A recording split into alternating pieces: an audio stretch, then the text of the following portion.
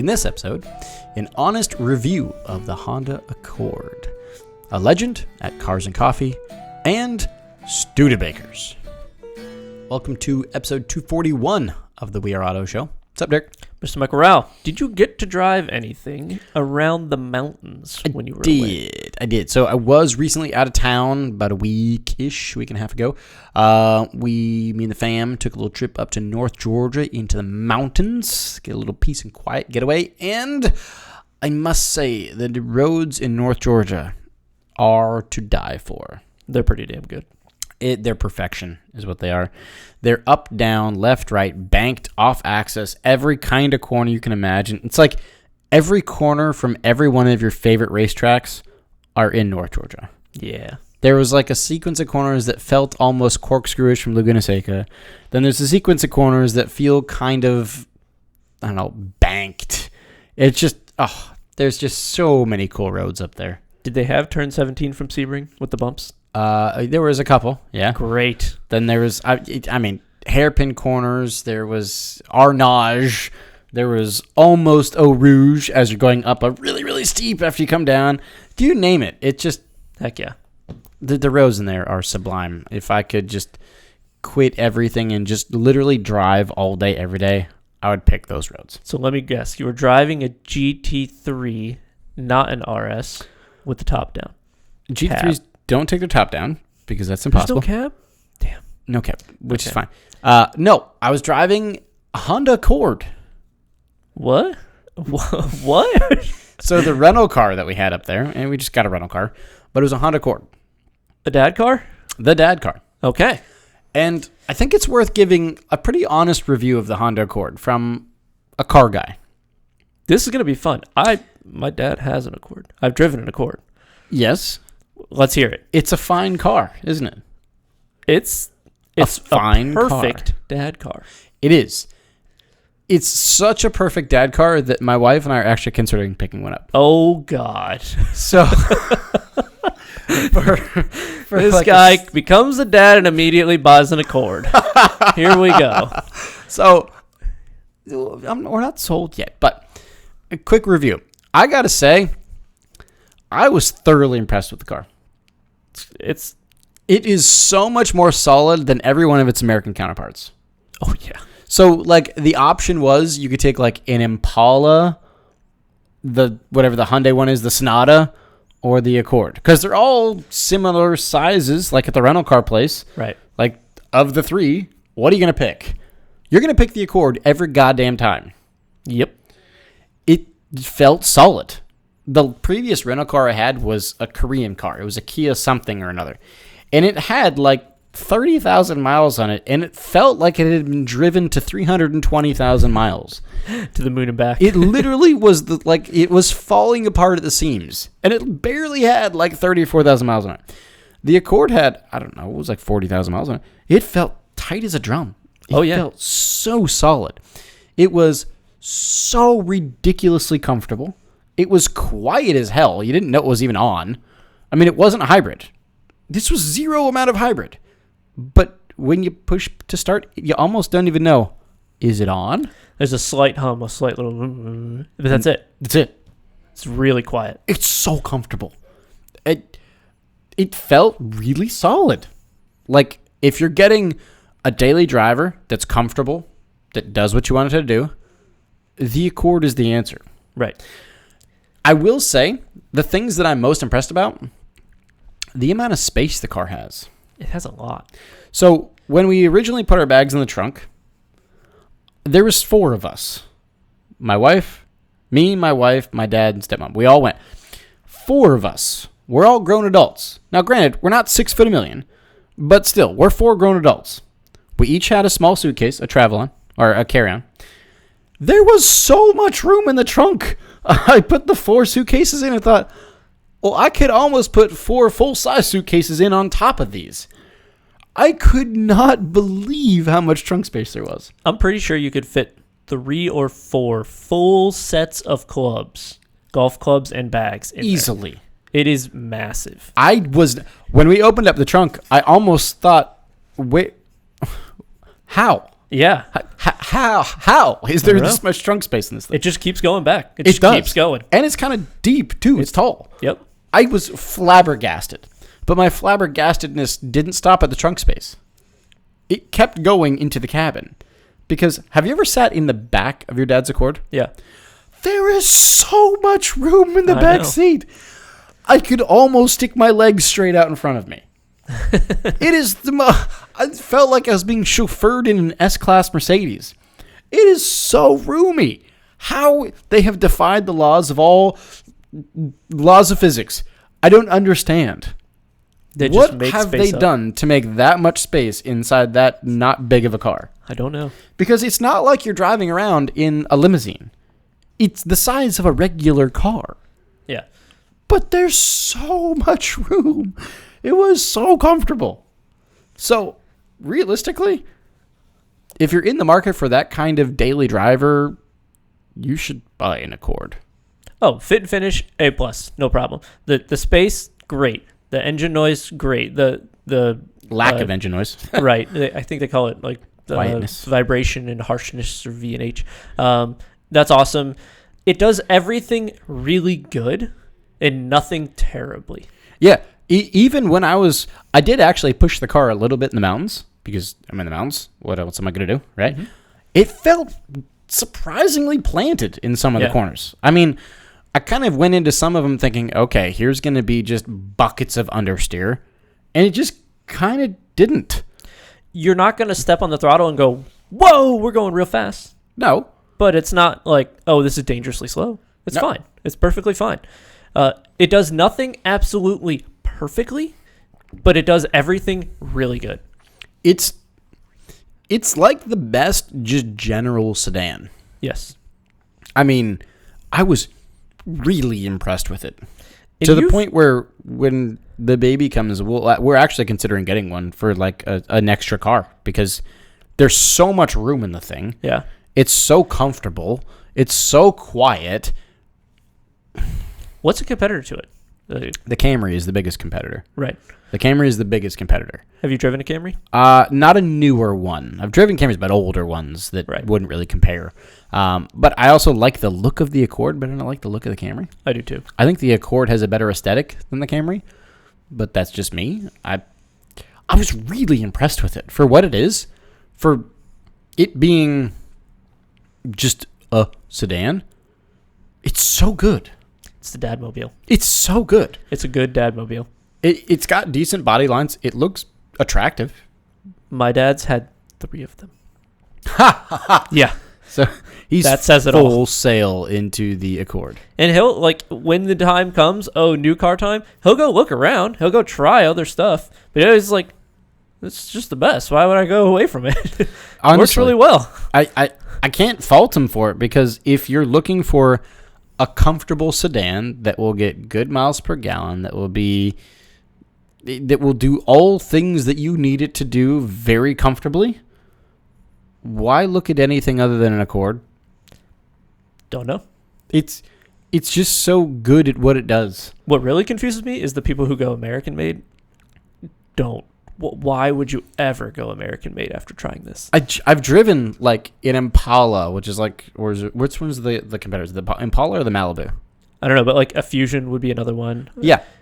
Oh, You put 30,000 miles, it feels like Oh. you're like falling apart on shuttle re-entry into Yeah. the atmosphere. we had a Fusion for a rental up in the Carolinas as well, and you could hear rocks hitting the interior metal around the hear wheel anything. well. Oh, it was awful. I didn't hear anything at all. You could have hit an elephant and I wouldn't have heard it. Right.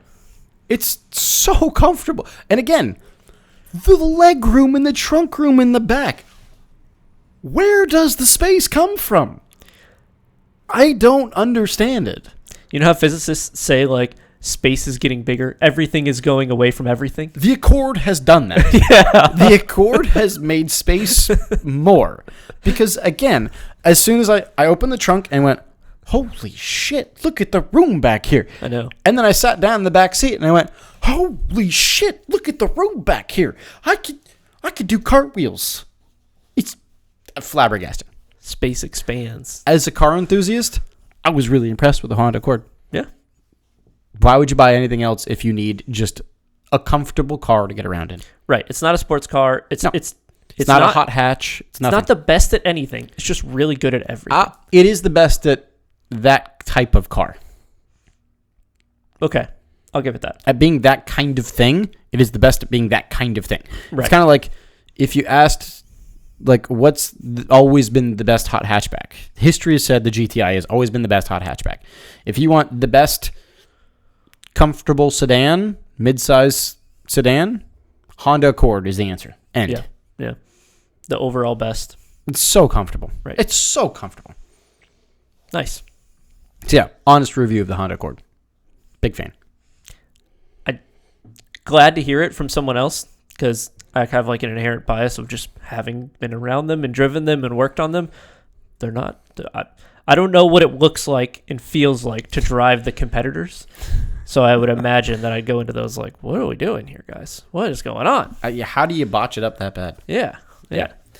But moving on, because I missed Cars and Coffee because I was in Georgia, in Blairsville, Georgia. Did you go to Cars and Coffee? I did. I got a couple photos to show you. Okay, what you got?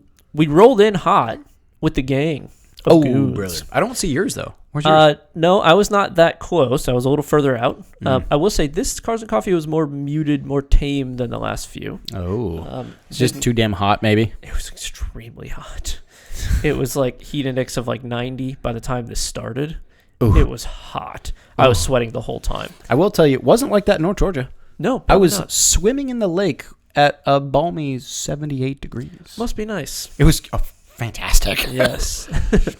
There were a couple of cool Porsches that were there. Oh, that's really cool. That's the new 992 GT3 RS in Guards Red with the bronze or the neodyme wheels. That is a good spec. And that was the one that you were raving about with all your aero? Yes. Yeah.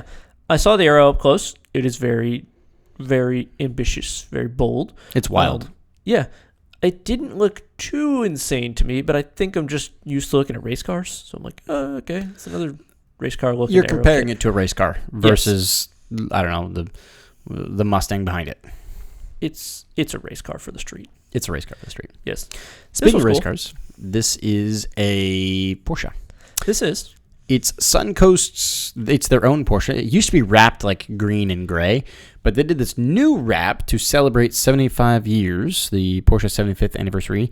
So it's cool commemorative wrap, new livery. I like the new livery compared to the old green and gray. Oh, it looks great. Yeah. It looks great. Well. This, in my opinion, would have been the star of the show. I have a different car spot that we'll come back to, but this was a BMW M1.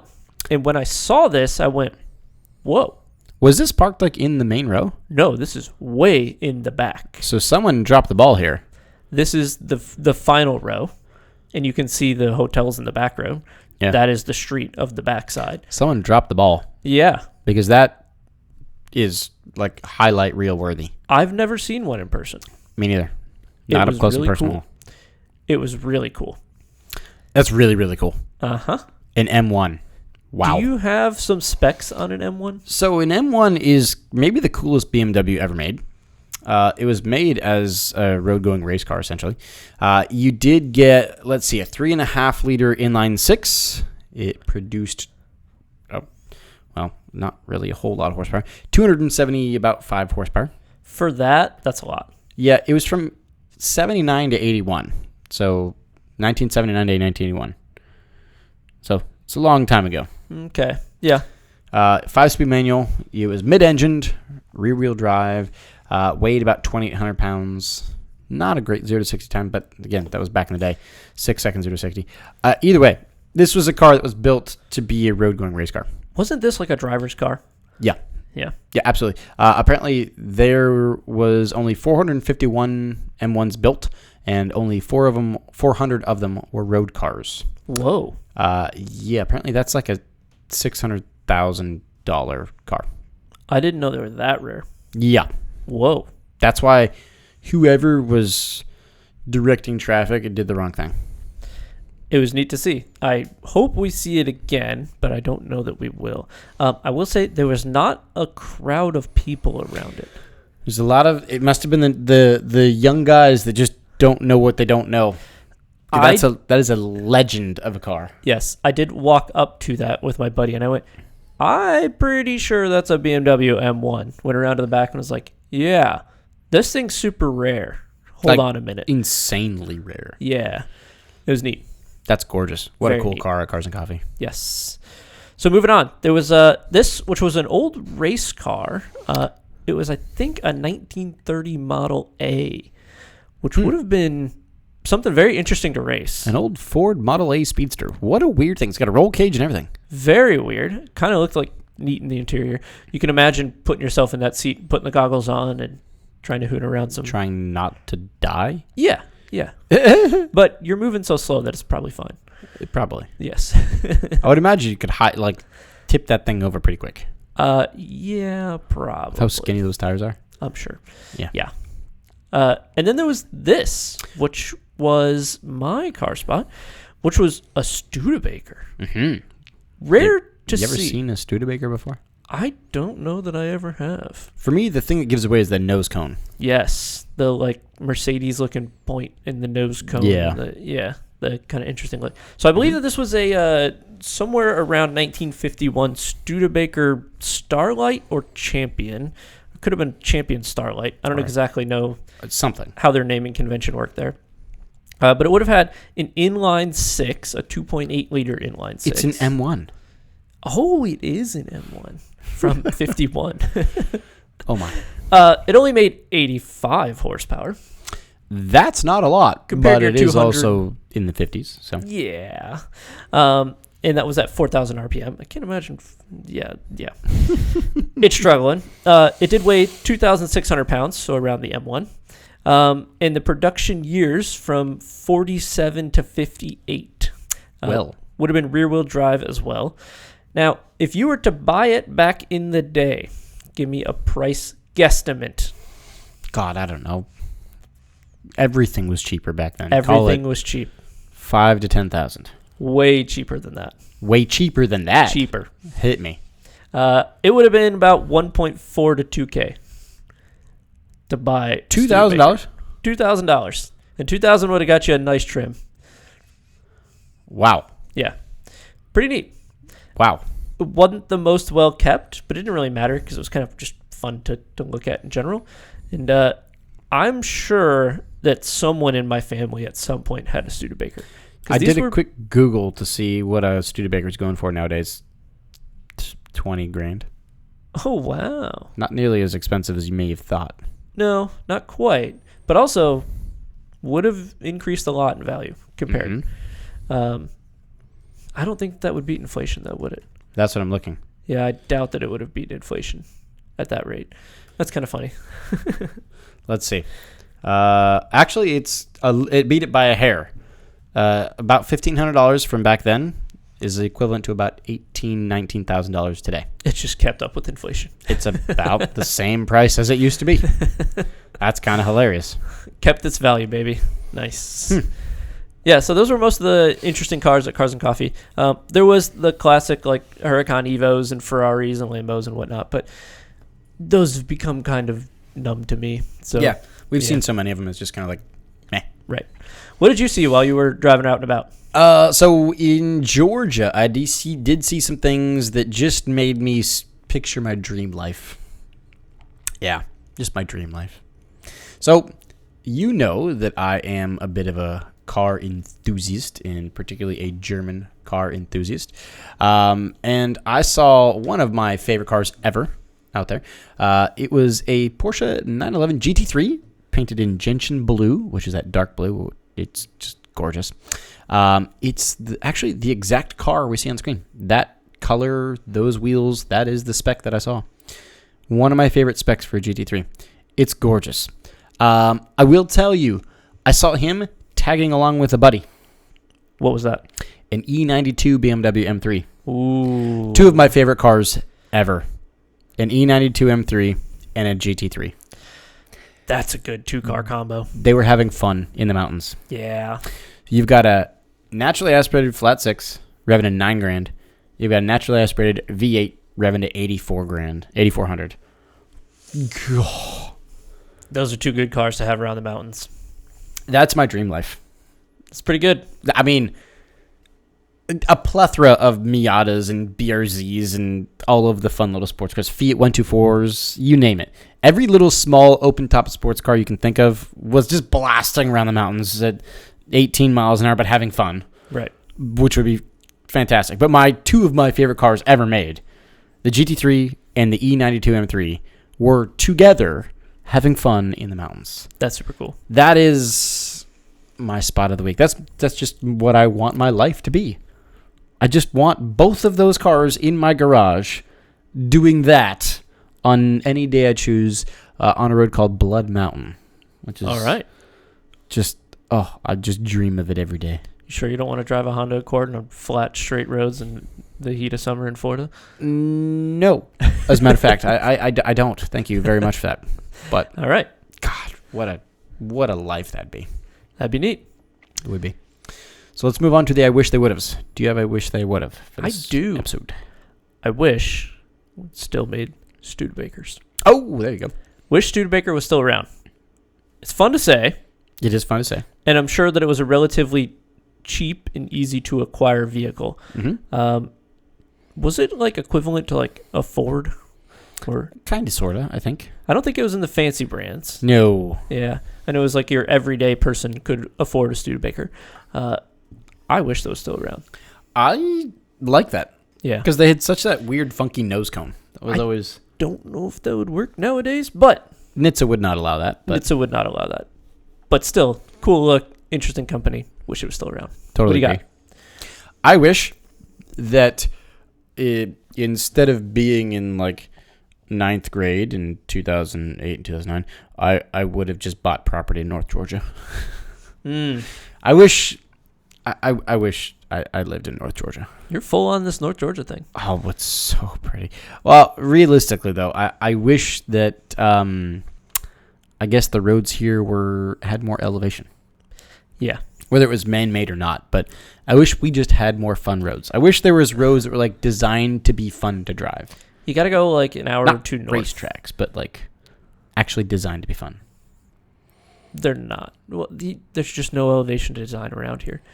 Make it. Man-made mountains. You can. It's just really expensive. That's fine. Yeah. We waste so much tax money as it is. Why not waste some more? They're not going to do that. Come on. I see where you're going, though.